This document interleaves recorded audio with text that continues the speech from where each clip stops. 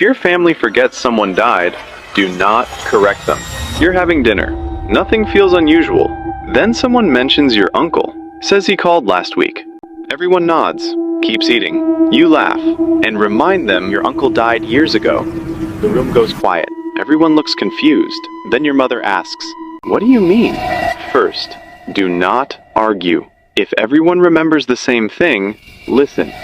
Second, do not ask for proof, just pay attention. Third, if people start sharing recent memories with them, stay calm. Last month, last week, yesterday, let them talk, because a few weeks later, your phone will ring, and before you answer, you'll already know why. The relative everyone remembered alive will be dead. The same illness, the same accident, the same details you remembered at dinner. And when the call ends, you'll be left with a question. Why did you remember it before it happened? If your pillow starts vibrating, do not lift it. You're lying in bed, lights off, phone beside you, half asleep. Then you feel it. One short vibration, under your pillow, right through the mattress. You grab your phone, no notification. A few seconds later, it happens again. Same buzz, same spot, still no notification. First, do not get out of bed. Stay where you are. Second, do not lean over the side to look underneath. If the buzzing stops the second you move, freeze. Third, turn your phone brightness down and call 911. Speak quietly, because phantom vibrations usually happen when your brain expects your phone to buzz. But this was not in your head, and it was not your phone. Your phone was in your hand. The vibration came from lower, under the bed, from another phone. And whoever had it was close enough for the buzz to give them away. Comment if you've ever felt your bed vibrate and it wasn't your phone. If a complete stranger looks relieved to see you, do not introduce yourself. You're walking through a grocery store. Then someone at the end of the aisle freezes. They're staring directly at you. Their expression changes. Not confusion, relief, like they've been searching for you. Then they start walking toward you. When they reach you, they smile and say, "There you are. You have never seen this person before." First, do not tell them your name.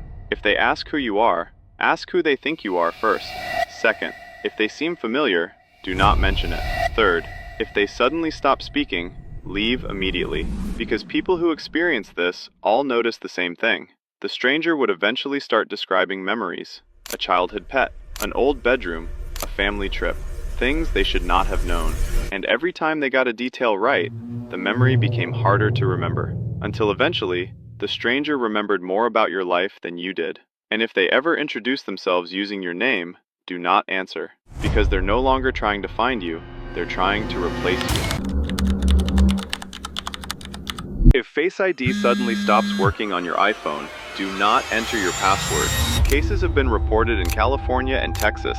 Most people assume their phone was glitching. It wasn't. You're at home, late at night. You pick up your phone. Face ID fails. The screen immediately asks for your password. You try again. Nothing works. Then you notice something strange. Your phone starts getting warmer, and the front camera indicator flashes for a second, even though no apps are open. First, do not keep retrying Face ID. People said the phone stopped recognizing them seconds after receiving a suspicious text or link earlier that day. Second, do not enter your password while connected to Wi-Fi. Third, check your camera permissions. If apps you do not recognize suddenly have access to Face ID or the camera, turn the phone off completely. Because Face ID was not failing randomly, someone already had access to the device. And once they disable Face ID, they only need one thing from you. If your smoke detector chirps once in the middle of the night, do not ignore it, especially if the battery was just replaced. Most people assumed it was a wiring issue. It wasn't. You're asleep. The house is completely quiet. Then, one loud chirp. You open your eyes. Silence again. No second chirp, no warning light, nothing. You wait. Then you realize something strange. You cannot tell which room it came from. First, do not walk through the house looking for it. In most reported cases, people said the chirp only happened after the house became completely still. Second, pay attention to how the silence feels afterward. If the house suddenly sounds quieter than normal, lock your bedroom door immediately. Third, if the smoke detector chirps a second time from a different part of the house, do not follow the sound, because smoke detectors are designed to warn people about danger. But this was never a warning. It was checking which room you were sleeping in, and once the chirping starts moving closer, it already knows where you are. If officials suddenly start releasing real UAP images, do not go outside looking for them. The Department of War just released multiple UAP files and images. Most people are treating it like entertainment. That is a mistake. Officials are calling the files public transparency, but people online are starting to ask the same question: why release them now? First, do not assume the public is being told everything. In every major emergency, official warnings are released slowly to prevent mass panic. Second, if you start seeing more videos of lights hovering over neighborhoods, do not go outside trying to find one yourself.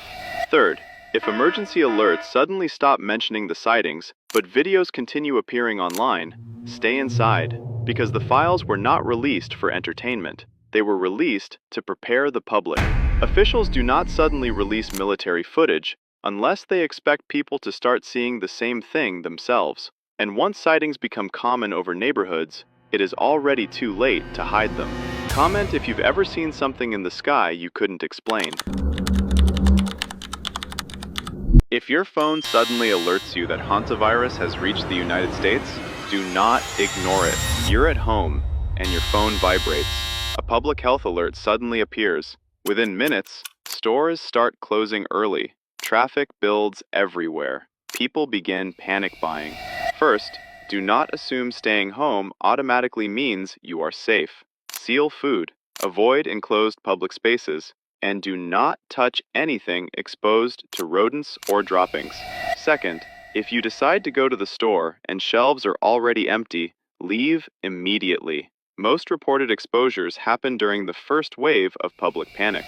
Third, if emergency alerts suddenly stop while people around you are still panicking, stay inside. Do not assume the situation is under control, because in every major outbreak, the public warning slowed down before officials admitted how far it had actually spread, and by then, most people had already been exposed. Comment what you'd grab first from the store.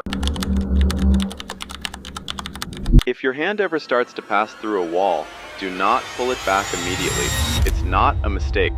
For a fraction of a second, your atoms aligned perfectly, and the wall didn't resist. There have been reports in Oregon and Nevada. Most people said the same thing. It didn't feel solid anymore. It felt open. You're at home. You lean against the wall, and your hand sinks in. Not all the way, just enough to know it shouldn't be happening.